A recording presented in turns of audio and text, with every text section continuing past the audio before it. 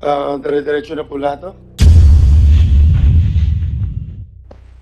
Oh, well, Ang ano ko po kasi, di, kung gusto mo, di ba, you're asking for executive sana muna para- session? so- So, mamaya na yan. Sa executive session, sabihin mo. Okay, so, Kung pwede tayo mag-break lang ng mga 10 minutes. Okay, okay. Break kasi nila Senator Lacson para makita. yeah, we can give it to you. We can give it to you. Kasi may involved din ng mga magugulo rito. Okay, thank Recognize you. Senator Grace po. Thank you po, Mr. Chair. Actually, alam naman natin na may pending application ng franchise yung Lucky 8. At nung ito'y dumating sa amin, no, sa committee namin, syempre bago itong ganitong klaseng pasugalan na humihingi ng prangkisa, talagang napakahirap suriin, ano. Pero ang isa naman ang masasabi ko, sila humarap para mag-apply. Isang bagay ito na masasabi natin tungkol sa kanila. Ngayon, marami rin akong nadidinig, halimbawa, Lucky 8, tapos yung mga ibang, yung isang nabanggit nga dyan, si Pineda, na sa sarili nilang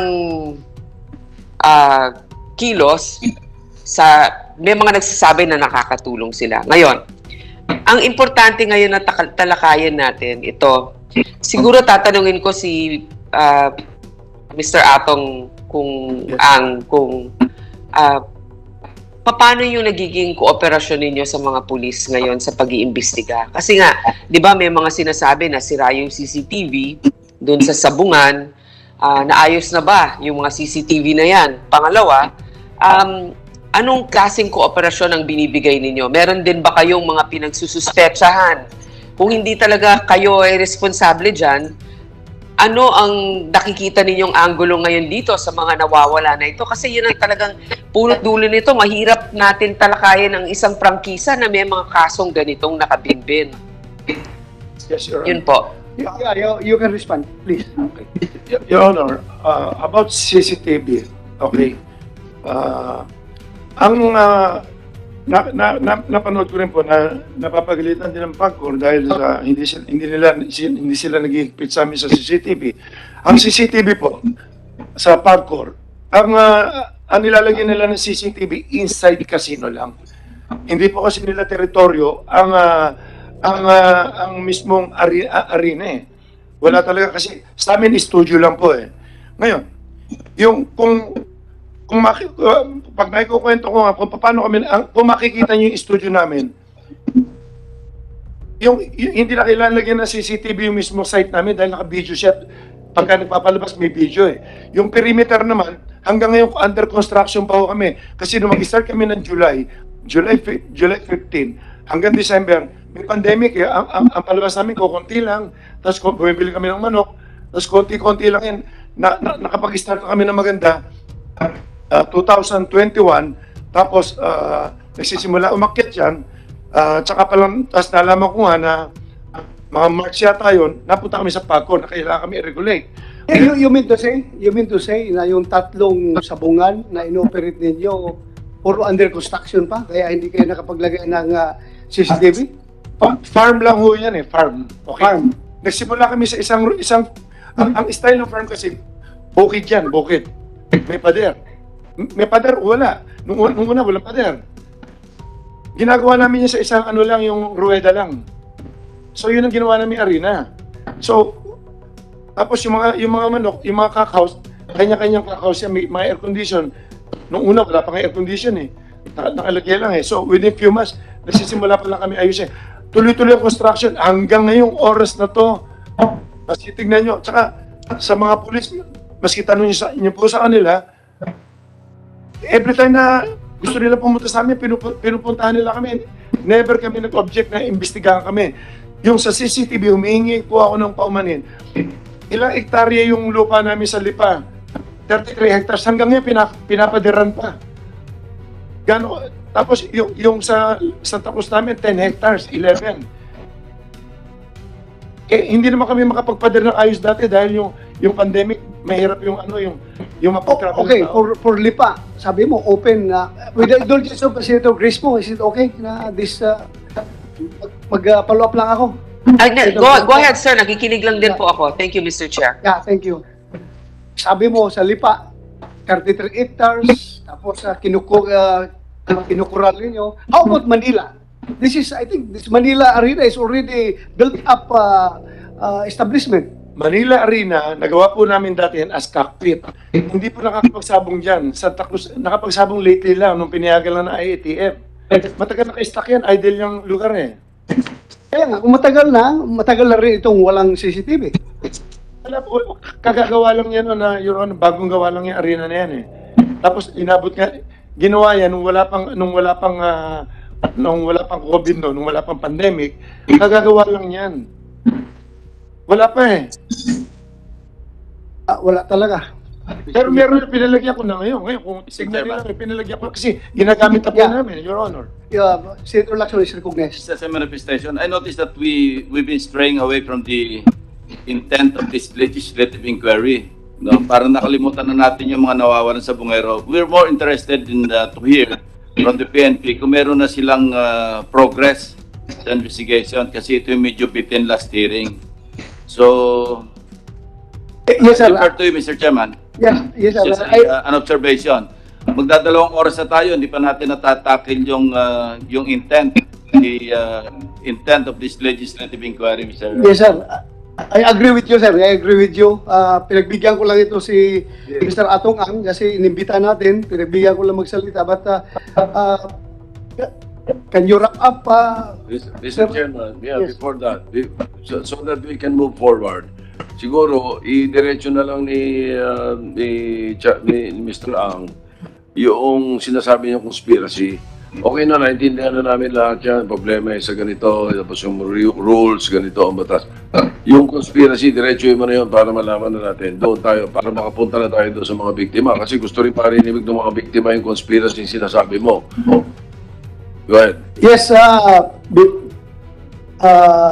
you can, pwede mo i-share sa amin yung conspiracy theory na sinasabi mo? May conspiracy against you.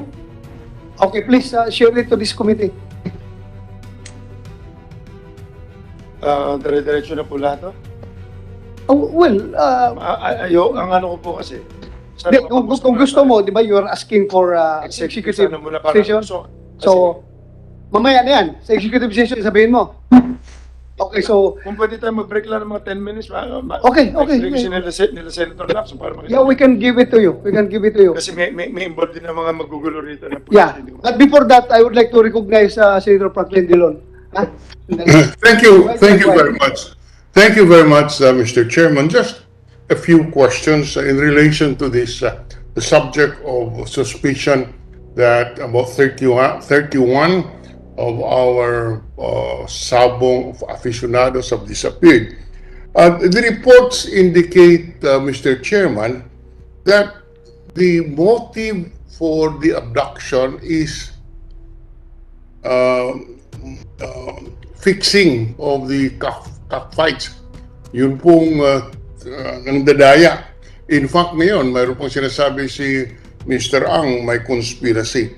So, sa aking tingin, tama po ba sabihin natin na malaki ang involved dito sa Isabong, kaya kailangan malinis ang pagpapatakbo ng industriya ito, matawag natin industriya. In other words, the stakes are so high that we must, the operators must maintain the integrity of the cockfights. Tama po ba yan, Mr. Alomang? Your Honor, yung tungkol dyan sa game fixing na yan, ito pala kailan maintindihan nyo. Pakisagot lang po. Importante sa atin. Hindi po. Pakisagot lang. I-explain ko lang muna kung ano yung kinikita lang namin dito. Hindi po kami lumalaban. Out of 100%, kumukuha lang kami ng 5% lang. But So, before we go into that, gusto ko lang yung tinatanong natin, kailangan may integridad yung ating sabong para po tuloy-tuloy ang betting natin. Tama po ba yan? yes, Your Honor, kaya mahigpit Yes. po kami. Sa ngayon Yes. po, wala kami nakikitang game fixing sa amin. Dahil Kaya pagdating po- pa lang po ng manok, sinecheck na namin, pati mga tare. Mm. Pumapasok yung mga tao, lumalabas, kung nagkakaproblema po sa labas, wala naman po nangyari patayan sa loob sa amin eh. Okay. Ang dami kasi senaryo, ang dami sindikato rito. Kapareho Okay. niya master agent, 1.2 million ang master agent namin. Master agent, gold agent, lahat. Eh, may kanya-kanya pong buhay lahat yan. Hindi po namin alam kung ano yung, siyempre nasa sugal sila. Yung iba nasa drugs, nagkahalo-halo po eh. Kaya, Ganun Mr. po. Ang, Yung integrity, totoo can po yung sabi nyo, Mr. kailangan Ang, namin, please, Yeah. Please, Please, let's hear Mr. from Senator Dillon. Go ahead, sir, go ahead. can you give the committee an idea kung magkano po ang betting sa isang sultada? Just to have an idea of what we are talking about here. How much is the range of the bet per sultada? Magkano po? well, Yeah, you have the floor. hindi po pare-pareho dahil simula umaga mas mahina yan. Nagpipik yan sa hapon, sa gabi, tapos... Okay. On the average lang po, on the minimum and maximum, Mr. Ang. Well, every day, mga 1 to 2 billion every day. 1 to 1 billion to 2 billion a day. 1 billion to 2 billion a day. Kumukuha lang kami ng 5% dyan. 2% binibigay namin sa master agent. 1% para... Teka po, isa-isahin natin dahil ako po hindi sanay dito. Although lumaki po ako sa aming bayan sa Iloilo, marami pong sabong but I have never been familiar with it. So you're saying, bawat araw, 1 billion hanggang 2 billion ang betting. Tama po ba yan? Yes, Your Honor. Sa bawat isa. You're mute. Naka-mute ka ata, sir. Senator Dillon, hindi ka marinig. Hindi po ako nakamute. I'm O, on. mahina signal, nawala. Hindi ko po alam, but tinitinan ko lang, hindi po ako nakamute. Something is wrong, probably with our technological connection. Mr. Chair, I can actually hear Habang the wala si minority Senator leader. Dillon, stop ka muna at kuhan tayo, executive session afterwards. But before that, before we dismiss dahil maghingi muna tayo ng update from CIDG. Then after the CIDG, pakinggan natin itong nakasalang na yung case number 4. Mr. Chair, Then, mag-break just- tayo, mag-executive session tayo sa loob ng lounge habang Yes. papakainin na rin natin itong mga naiwan dito sa Pwede po ba, Mr. Chair, Kung- tapusin ko lang ang aking... can I just... So, can I just... CIDG, you have any update? You have the floor. Yes. Yes, Mr. please. Chair, Yes, I sir. don't, To the Honorable Chairman of this committee, Senator Ronald De La Rosa, sir, and to the other Honorable Senators. Magandang umaga Sandali po, lang, sir. kabilis ng turnover ninyo. Yes, sir. Yeah. First hearing, the director of CIDG is General Pero. Now, Yes, sir. ikaw na naman. Yes, sir. So, retired na si Pero. Yes, sir. So, masaya si Pero ngayon, nakalusot siya sa problema na ito. Yes, sir. Ikaw ngayon ang tatanggap sa kanyang problema. Yes, Go ahead. sir. I'm happy to receive that challenge, sir. Thank you. That's what I need from you. Yes, sir. You should be very brave enough to handle all these problems. Yes, sir. Continue. Because I've been with the CIDG for a long time, sir. I'm Police Brigadier General Eliseo Cruz, the newly designated Acting Director of the Criminal Investigation and Detection Group.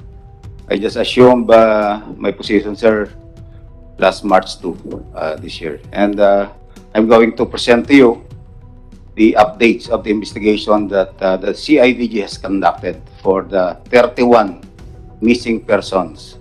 31, Missing persons, sir. pero last count natin, 34, di ba? Yes, sir, but we are only handling 6 cases wherein 31 persons. Oo, pero huwag niyo pabayaan yung Yes, sir. 2 cases na involving 3 biktima. Yes, sir. We are Because also isa mong related rin yun, di ba? Yes, sir. We are also coordinating with the other PROs which are I handling. suggest, hawakan mo na dahil sabi man ng Chief PNP. Yes, sir. Hawakan mo lahat yan.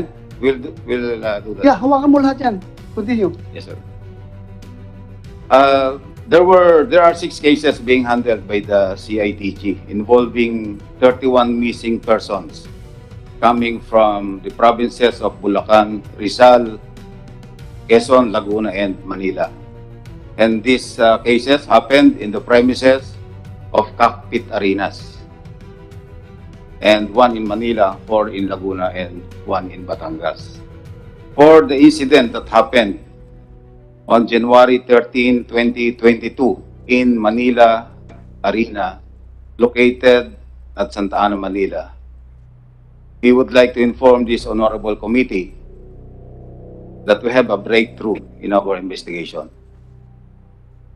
A vital witness gave his statement that he saw how the victims were held and loaded by security personnel of Manila Arena in a gray van parked at the basement of the said arena. The witness is currently in a safe and secured environment being guarded by the CIDG. There are 14 persons involved in this case that the witness implicated, and he positively identified 6 suspects and 8 are still unidentified. For the incident believed to have happened in Santa Cruz, Laguna on January 13, 2022, considering the statements of their families that victims went to Santa Cruz, Laguna, Cockpit Arena on the said date but failed to return home and remain missing until this date. And despite being missing, bank withdrawals from the ATM account of one of the victims, Melbert Santos, was recorded at BDO Lipa City Branch and is now being investigated by the CIDG. The person captured in the CCTV footage who withdrew money using the said ATM account is considered as one of our persons of interest and subject for manhunt operation by the CIDG. So you mean to say, manhunt operations, identified na ninyo? Yung tao Actually, na- sir, that's just the word that I use, but we are actually identifying, and once we identify, of course, we have to take appropriate actions on how we take custody about this person or file appropriate charges in court, sir. Okay, continue. For the 6 missing persons with last known whereabouts in Royal Octodome in Lipa City, Batangas on January 6, 2022. The investigations is going on and we have 2 persons of interest. For the 5 missing persons with last known whereabouts in Santa Cruz Cockpit Arena in Santa Cruz on December 29, 2021, the investigation is going on and we have 2 persons of interest.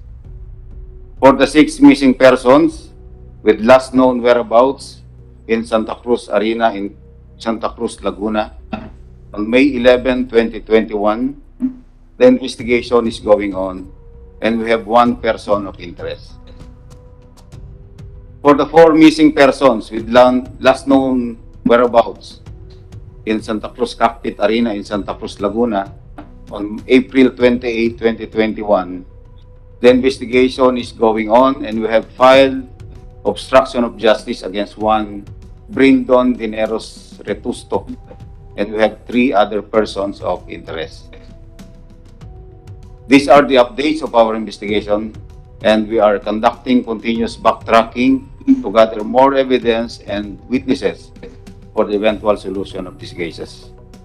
And we are sure, sir, the Honorable Committee and of course the Filipino people that the PNP will pursue this investigation to its fullest, leaving no stone unturned until we ferry out the truth and serve justice. Thank you. Thank you very much, Your Honors. Mr. Chairman, Yes, thank you, General Eliseo Cruz. just one or two Right. questions. Are you ready to file cases before the prosecutor, refer the case or cases to with the prosecutor's office? Yes, sir. We are now filing appropriate case against the identified six persons Yeah. in Manila Arena, and we'll be filing kidnapping with serious illegal detention, punishable under Article 267 of the Revised Penal Code. Just so we are understood by the victims' families, ano, you cannot anymore conduct arrest based on Rule 113, di ba? Citizens arrest. It's no longer proper Yes, sir. to pursue these It will people and be- arrest them. You have to wait for the issuance of the corresponding warrants of arrest. Yes, sir. Kung magkakaroon ng warrants of arrest. Yes, sir. In the meantime, you will refer these cases before the prosecutor's office and let the preliminary investigation proceed, di ba? Yes, sir. That will be filed regularly before the Direct filing. City Prosecutor's Office of Manila, sir, and there will be preliminary investigation to be conducted, and subpoenas will be sent Yeah. to the identified six suspects. Yeah. And, Summons na lang ang tatanggapin nila from the prosecutor. yes, Para sir. maintindihan ng mga victims' families, baka isipin nila, walang ginagawa yung PNP. Because you're not authorized under the law, under the rules of court, to conduct arrest at this point in time. Yes, sir. Hindi na applicable, hindi ba? Yes, sir. Para maliwanag sa kanila. Yes, sir.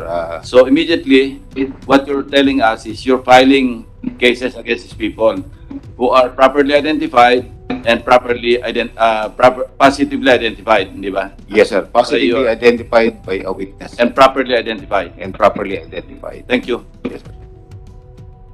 Thank you, sir. Any more? Okay ka na?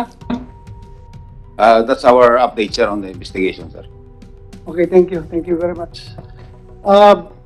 Sir, okay lang sa inyo. Balikan natin si Senator Drilon. Naputol kanina. Senator Drilon, sir, pasensya ka na, sir. We could not hear you. Kaya please continue, sir. Sorry. Thank you. I just want to place on record the magnitudes of the money we are talking about here, which could give rise to incidents such as this. Mr. Ang, did you say that the gross bets is about 1 billion to 2 billion? Is this per day, sir? Per day, Your Honor. Per day? Per day. Okay, 1 to 2 billion. Masyado pong, approximately, can we say 1.5 billion on the average per day? Gross bets, tama po ba yun? Pwede, depende rin no kasi sa ano yun, sa araw-araw kasi malakas lang po pag Friday, Saturday. Oh, but you're saying 1 to 2 billion per day. Let's say 1.5 na, 1.6 And this is only for Lucky 8 or for the 7 or for the 8 licensees, Mr. Ang? Pues, sa amin lang po yan. Sa inyo lang po. Ang kabuuan po kayo magkano? Just rough estimate of the gross bets of the e-sabong industry. Well, hindi ko kabisado sales nila, pero kung titignan mo yung sales nila, let's say, mga 500 million sila po, ganun. 500 700, million per day. more or less sila.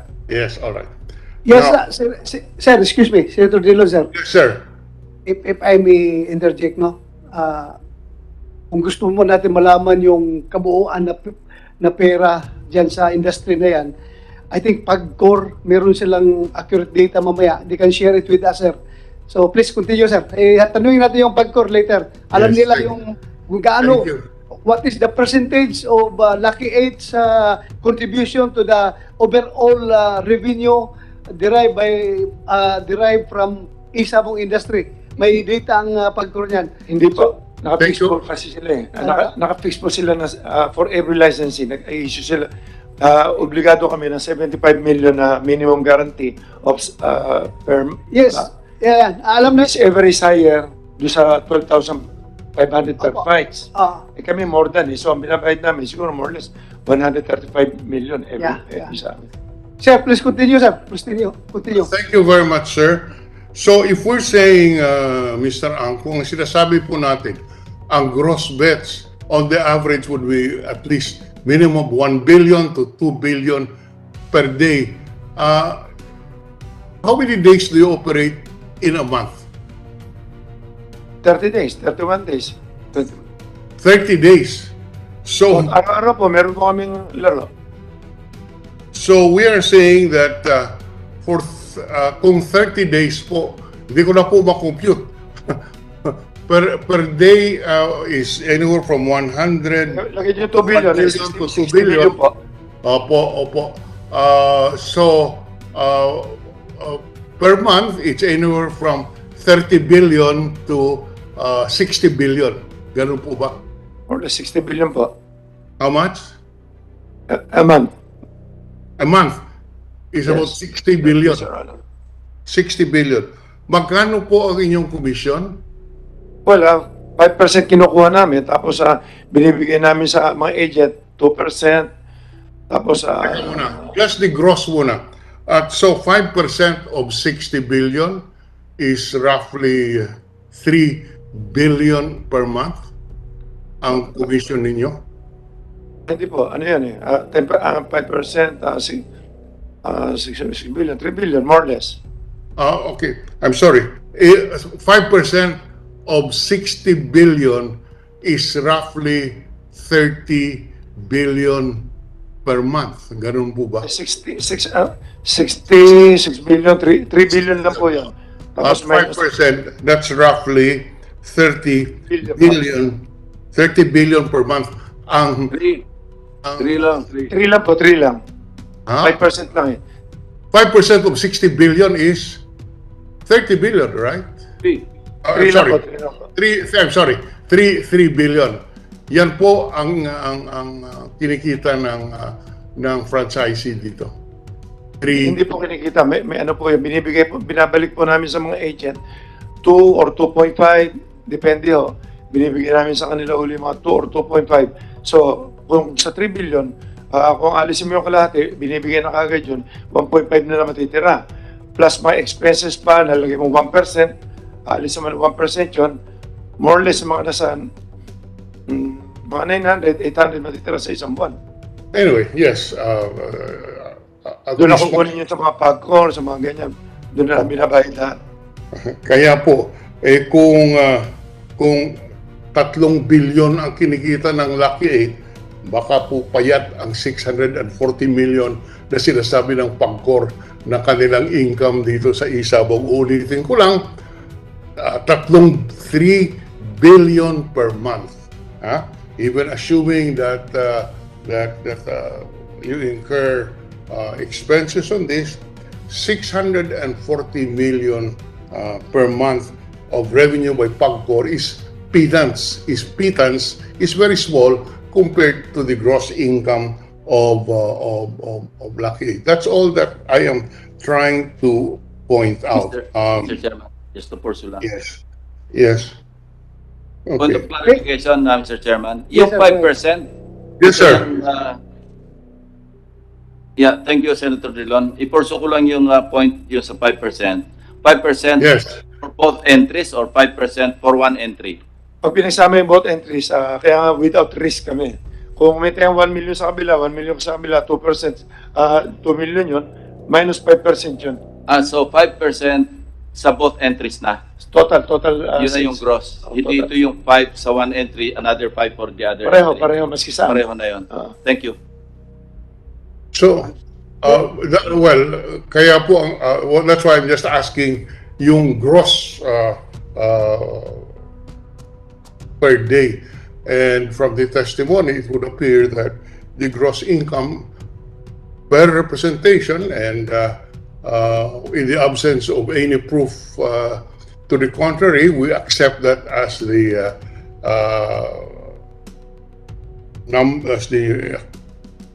gross income of its licensee. Yan lang po muna. We would love to hear from the Pagcor on the exact amounts. But for the record, if we talk about 3 billion per month for Lucky 8 alone, even assuming that this is the gross income, a 640 million per month na sinasabi po ng Pagcor, mukhang payat at malaki talaga ang kinikita ng industriya. Kaya po hindi maiwasan na yung mga ganitong pangyayari ay related doon sa kinikita ng industriya. Maraming salamat, Mr. Chairman. Thank you, sir. Chairman. Thank you. Right, sir. Senator Lacson. Yeah, ang sabi ng PAGCOR kanina, I was taking notes, from April to, ito yung last year. Parang ang average na remittance sa PAGCOR, 400 million per month. How much? How much? And then for last year, from April, I think hanggang December, parang average 400 million pesos per month ang remittance. Mhm. Okay. January to date, nag-increase ito sa 640 million per month. Okay. Noon pong April, si Lucky 8 pa lang po ang umaandar. Yung mga iba, sunod-sunod pa lang at nabuo lang yung 7 na ngayon 6 na lang nitong November, December. Okay. Pero po Thank you, ma'am. Ito, sandali, ma'am. So, 640 million pesos per month yung January to date. Ito yung average nyo per month. Opo, sir.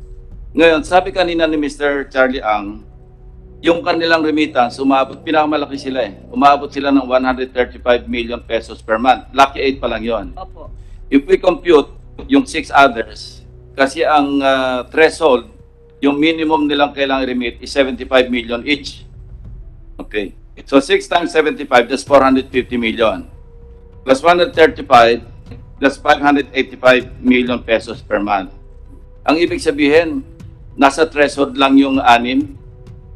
Opo. Kasi from 640 million na pesos per month compared to 585, masyadong minimum yung nire-remit ng ibang operators, ibang licenses. Because Lucky 8 alone, 135 million pesos per month na.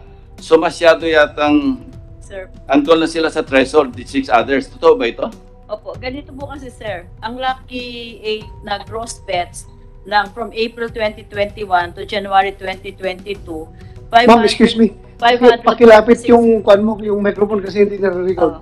Ang gross bets po ng Lucky Star from April 21 to January 2022, 546 billion 826 million 428,839. Yung pong sumunod, yung Belvedere Corporation, 86 billion as compared sa 546 nila, 771 million 15,804. Yung pong susunod, yung Esports Encuentro, 3 billion 638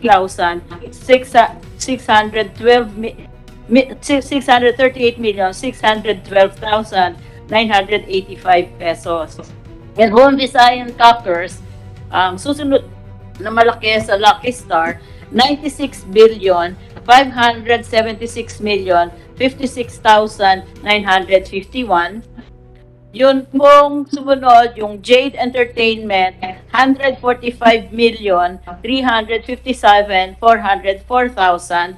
Yung New Win Cockers, 1 billion 205,219. 205,219,683. Yun hong Philippine Cocking International, 6 billion 856,263,554. Ito pong Golden Buzzer na nasuspende na ngayon kasi hindi nila ma-meet yung 75,746,350,941. Katulad po nung sinasabi ni Mr. Ang kanina, yun po kanilang gross na 3 billion.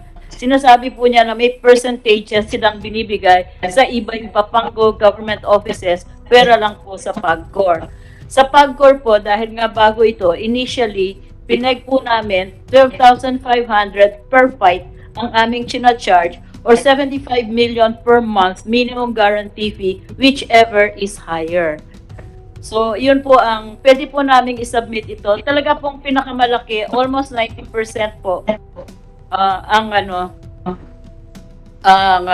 Lucky 8. Sige, again, Thank you, ilang Mr. percent? Chairman. Ilang percent? Kukompute ko lang, sir, para sigurado. Oh, sige, sige. So, Ma'am, wala kayong planong taasan yung threshold? Meron po, sir. Ang binabalak po namin ay taasan siguro po yung per fight. Kasi kung tataasan pa po namin yung threshold ng 75 million minimum guarantee, magiging monopoly po dahil yung mga nakauna malalaki na talaga at kaya po yun. Yung mga iba na maliliit pa na naging struggle and they're trying to enter the business, hindi po nila makayanan, kaya automatically, hindi po sila makakasali. Yun po ang aming teorya. Ayaw po namin ng may monopolya o may monopoly or something. Thank you, ma'am. Thank you Senator po. Tolentino, you have the floor. Yes, just last question addressed to our electronic money issuers, EMIs. Nandito ang Paymaya, nandito ang GCash. Napapag-usapan na natin konti itong detalye. Magkano po ang kinikita per day, per month ng GCash dito sa Isabong? Ganun din ang tanong ko sa Paymaya. Thank you, Mr. Chairman. Good morning, Mr. President. You are Paymaya or GCash? I am from GCash, Your Honor. Thank you. Please introduce yourself. I am Attorney Gilbert A.S. Cotto from GCash, Your Honor. Go ahead. I don't have the exact figure to answer the question, Your Honor. Excuse me, attorney. May request dito nga kung pwede garbol ang dating eh. May harang naman tayo. Tanggalin mo muna yung habang nagsasalita. I apologize, Your Honor. Thank you. I don't have the exact figure, Your Honor, to answer the question of the Honorable Senator Francis Tolentino. But I am willing to submit to the Senate committee the documents that would answer the question, Your Honor. Thank you. Mr. Chairman, after the break, we can ask the representative from GCash to provide us the figures. He can call.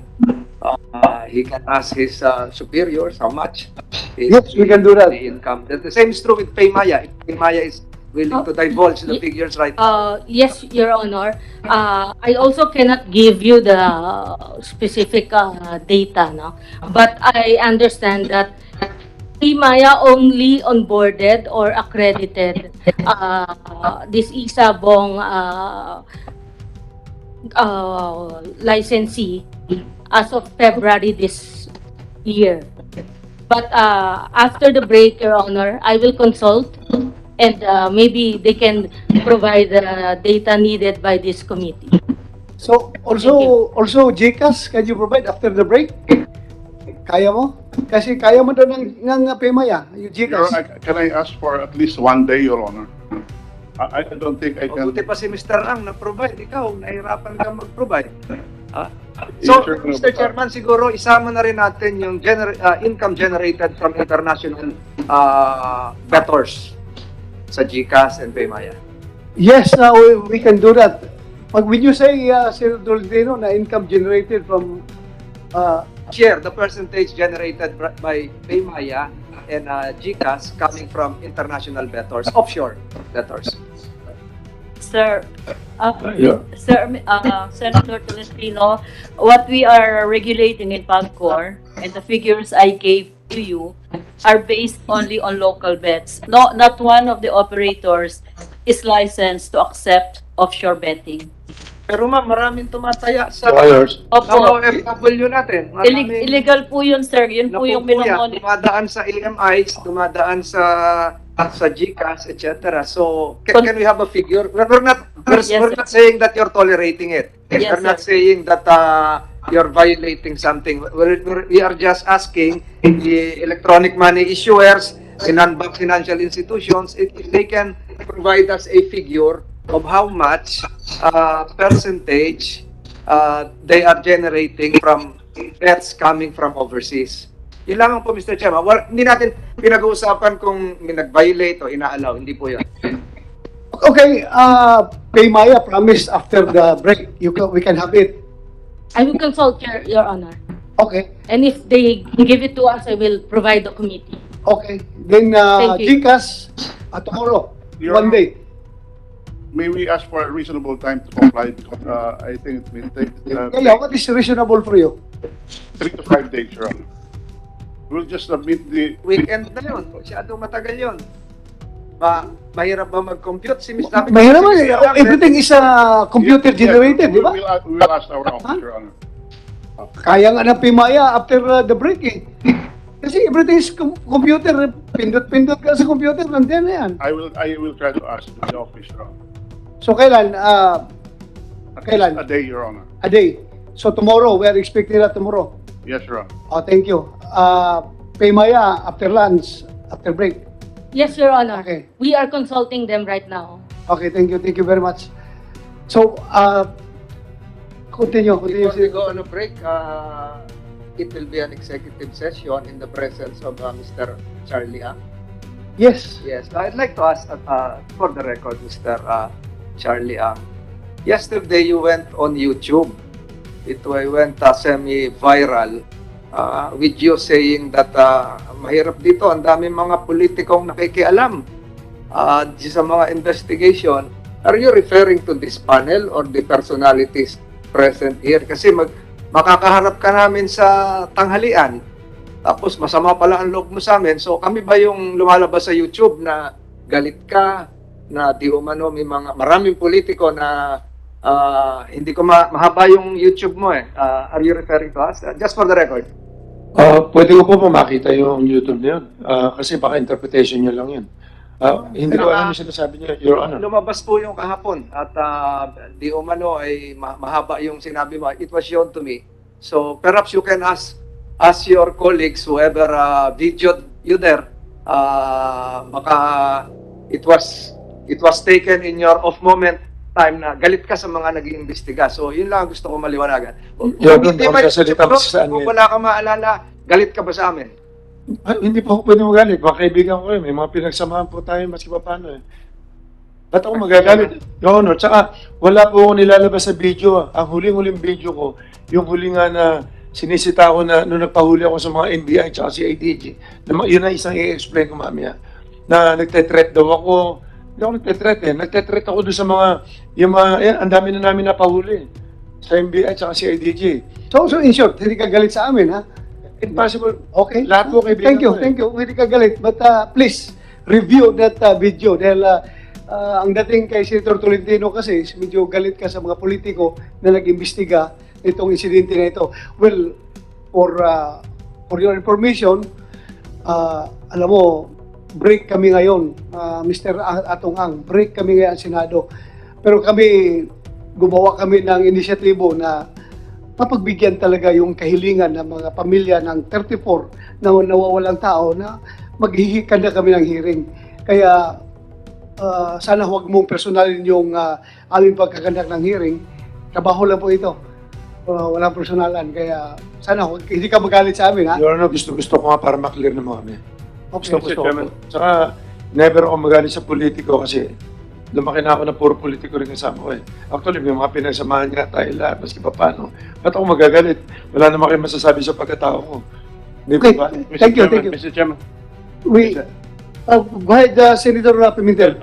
Yung sasabihin ba ni Mr. Ang sa executive session, hindi mo kaya sabihin dito sa open session? Andiyan, parang naririnig tayo ng regional director ng NBI, baka may informasyon siya makuha ron. Ayan namang si director ng CIDG. Hindi ba pwedeng sabihin mo na lang yun sa open session? Kung pwede ko po sabihin, basta pinayagan niyo ako sabihin ko sa open, okay lang. Suggestion ko lang kung pwede ko sabihin mo na sa inyo, saka yung sabihin sa akin kasi baka naman mali. At isingila ako na advice. Hindi, ganito eh. Ang sasabihin mo are some facts na alam mo, some opinion. Basta wag ka lang manira ng tao na openly libelous na so ano masama, di ba? Hindi ka naman sasadya na sisiraan mo yung tao na walang ka-basis-basis. So, kasi I'm sure marami interesado kung ano sasabihin mo, di sabay-sabay nang marinig ng lahat. Ewan ko, I'm sure na si chairman namin is accommodating your request. And then nag-request ka kasi may agam-agam ka na baka hindi mo pwedeng sabihin in open session. Pero kung kaya mong sabihin in open session, I suggest wag na tayo mag-executive session, open session na. Gugulo talaga. Mas maganda ang Okay, sige. Mas request mo yun. Gugulo talaga. The chair considers your point. Pakinggan ka namin in executive session. Anyway, yung tanong ko, wala namang right or wrong answer, opinion, yung position. Okay. No? Sige. One last, mag-break na pa kami sa chairman. Tanungin ko lang si Police Major General Cruz na si IDG. Yeah, go ahead. Go ahead. So, I'd like to congratulate him kasi meron na mga tinatawag na breakthrough, sir, no? Maybe work ng predecessor mo pa to, pero you were part of this. 6 already identified, sabi mo 14 suspects dun sa Manila Arena. At doon, nakalimutan ko yung date nitong event. Ano, sabi mo, sa basement sila, January 13 case. Is that the case number 1? January 13. Pero kung mga Yes, Your Honor. security guards po to lahat, more or less yung 14. Yes, Your Honor. So- They are all part of the security. Security, di ba? So, siguro alam natin na hindi pa to case closed dahil mukhang mga nautusan lang po yan. Hindi po, I sure na hindi pa yan ang mastermind. Tama ba, Police Major General? We are, right now, sir, we are just basing our actions on the testimony of a witness and, Correct. and So- other evidence at hand. So, Yeah, ako lang. Ito lang pakiramdam ko. Medyo malayo-layo pa ito na matapos. Because imagine 14 security guards abducting 6 people dun sa case number 1. Yes, sir. 14 security guards. Ba't naman kaya nila gagawin yan? So, napag-utusan lang. There must be some higher power or higher person or authority above the security guards. Yun, tawagin na lang nating mastermind. So, that is just the feeling I have. So, I hope that you pursue that possibility, that this does not stop at the security guard level. Yes, Your Honor. That's always the course of our investigation in CIDG. When we investigate crime, we make sure that everything is checked and kagaya nga po ng kasabihan, we will leave no stone unturned in the investigation. Thank you. Anyway, Senator Pimentel, the management of Manila Arena is also invited. Andito, di ba? Komisek, the manager of Manila Arena. For the record, sir, we have invited them. Okay, so andito sila. Check, sir. Okay, thank you. So from here, ma'am, siguro mas maganda mamaya na kayo na may pagbigyan after the break. Kain muna tayo. Okay lang sa inyo? Kain muna tayo. Kumsik, please, bigyan ng pagkain yung mga resource persons natin. Habang nag-break tayo, kami, executive session sa loob with Mr. Ang. Yes, sir, we'll comply, sir. Okay, thank you.